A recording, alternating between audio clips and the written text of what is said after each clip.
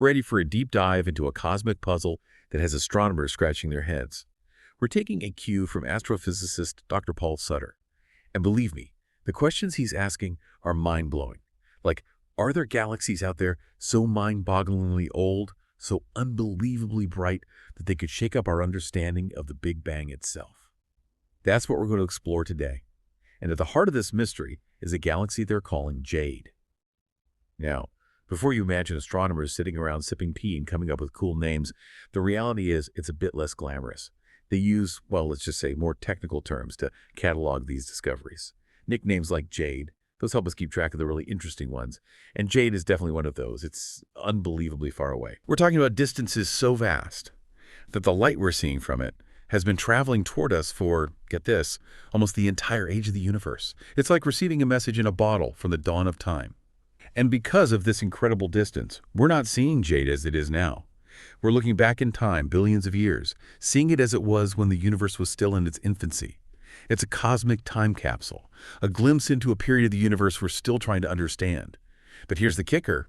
Jade is tiny. Compared to our own sprawling galaxy, it's like comparing a village to a megacity. Yet this little galaxy is blazing with the light of countless stars, far more than you'd expect for something so young. It's like finding a sapling that sprouted into a giant redwood overnight. So how do we even begin to explain this cosmic conundrum? Well, Dr. Sutter brings a healthy dose of skepticism to the table. He has this saying, if it's interesting, it's probably wrong. Now, before you think he's trying to rain on our cosmic parade, let me explain. What Dr. Sutter is getting at is that truly revolutionary discoveries in science, the ones that completely upend our understanding, are actually quite rare. More often than not, science progresses in smaller steps, building upon previous knowledge. Think of it like putting together a giant jigsaw puzzle. Each new piece gives us more of the picture, but it's not every day that a single piece changes everything we thought we knew about the image. Made sense. And that's why, especially these days, with all the attention-grabbing headlines and clickbait out there, it's crucial to approach extraordinary claims with a healthy dose of skepticism. It's about balancing our natural excitement with a bit of caution and a commitment to the scientific process. Could agree more. We don't want to get ahead of ourselves. Now, to add another layer to this cosmic mystery, we have to talk about the early universe itself.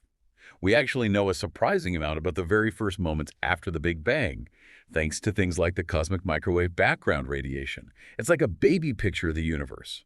But the period when the first galaxies were forming, that's where things get a bit murky. Dr. Sutter compares it to cosmic archaeology, which I think is a brilliant analogy. It's a perfect fit.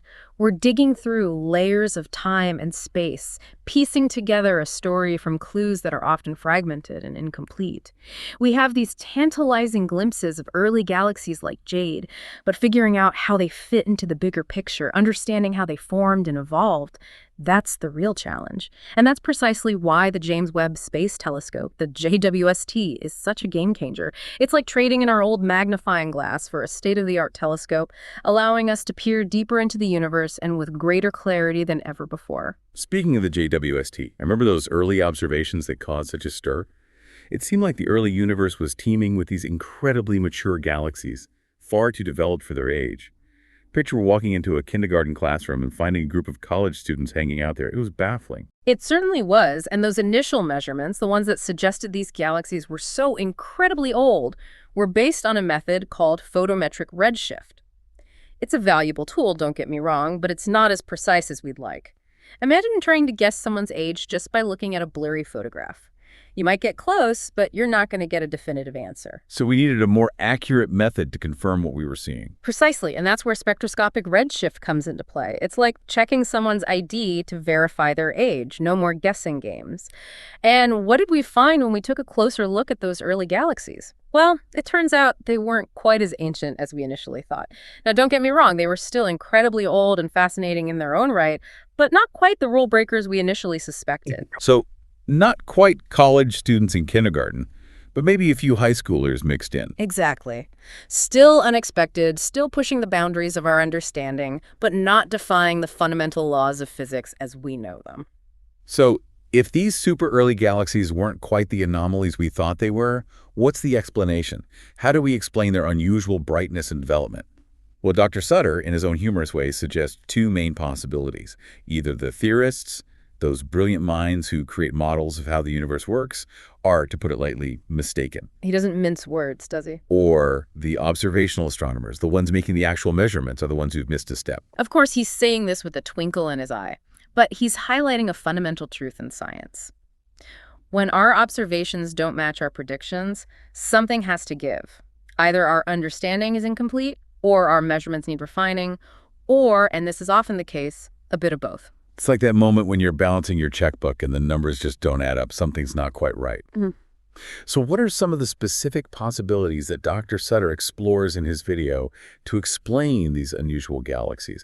And more importantly, what do they suggest about the very nature of the early universe? Well, we might as well start with the most radical possibility, the one that would have astrophysicists picking their jaws up off the floor. Could the Big Bang Theory itself be wrong? Okay, now there's a plot twist I wasn't expecting. Right. The ultimate cosmic shakeup. But here's the thing. As much as we love a good scientific revolution, and it's healthy to question even our most fundamental theories, overturning something as well established as the Big Bang, well, that would require some seriously extraordinary evidence. Evidence we just don't have, at least not yet. So while it's a possibility, it's not the most likely scenario. It's a bit like, when you're working on a crossword puzzle and you immediately jump to the most obscure word in the dictionary for a simple 3-letter clue. Not impossible, but probably not the best way to go about it.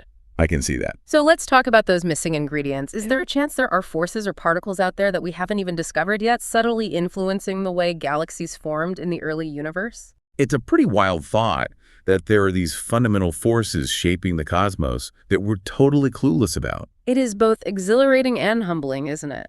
And it's a question that keeps physicists up at night, believe me.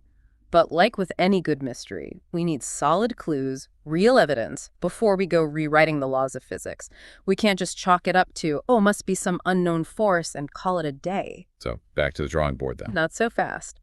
Dr. Sutter lays out another intriguing possibility. What if it's not so much about the ingredients themselves, but about how they behave in those extreme conditions of the early universe? Okay, so the laws of physics as we know them still apply, but the environment is so different that the results are unexpected.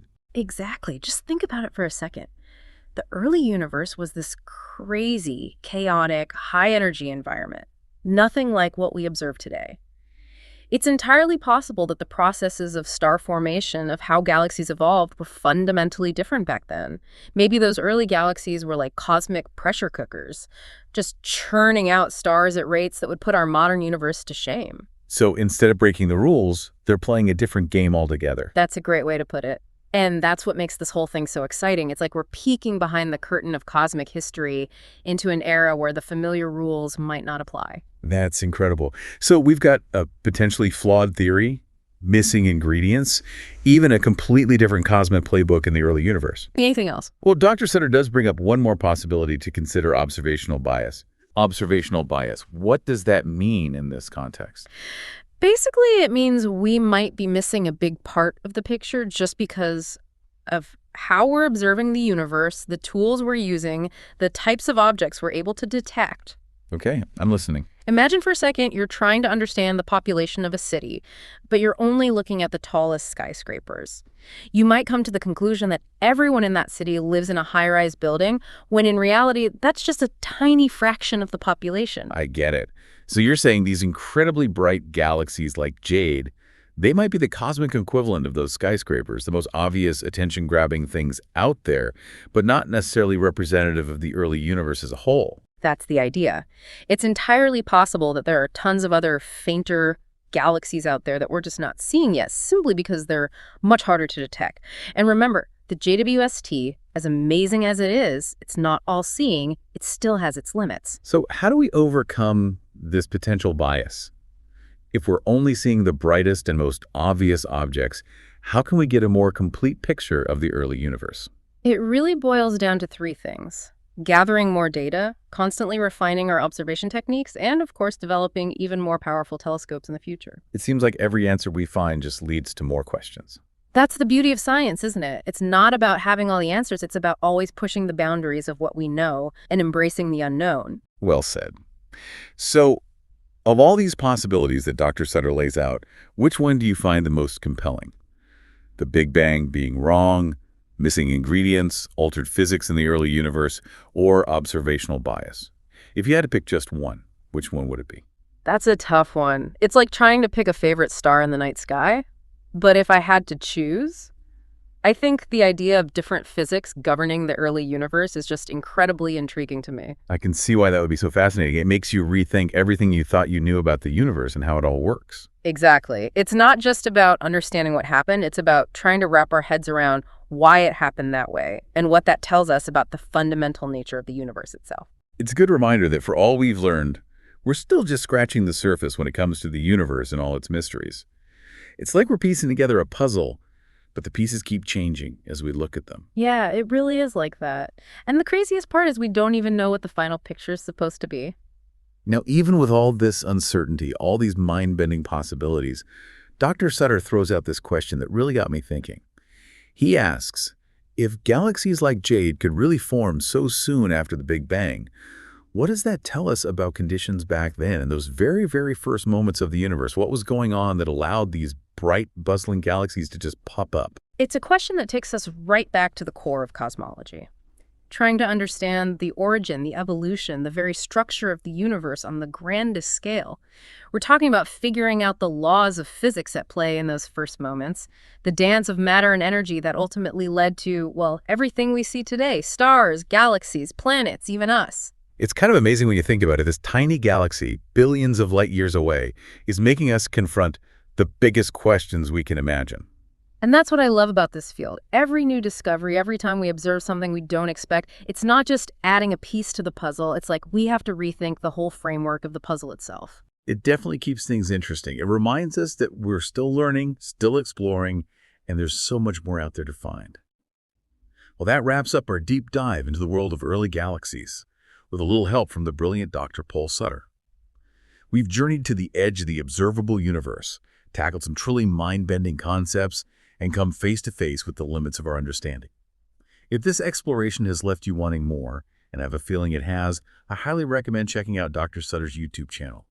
He's got a knack for explaining these complex ideas in a way that's both fascinating and accessible. Until next time, keep those cosmic questions coming and never stop exploring the universe. You never know what mind-blowing discoveries might be just around the corner.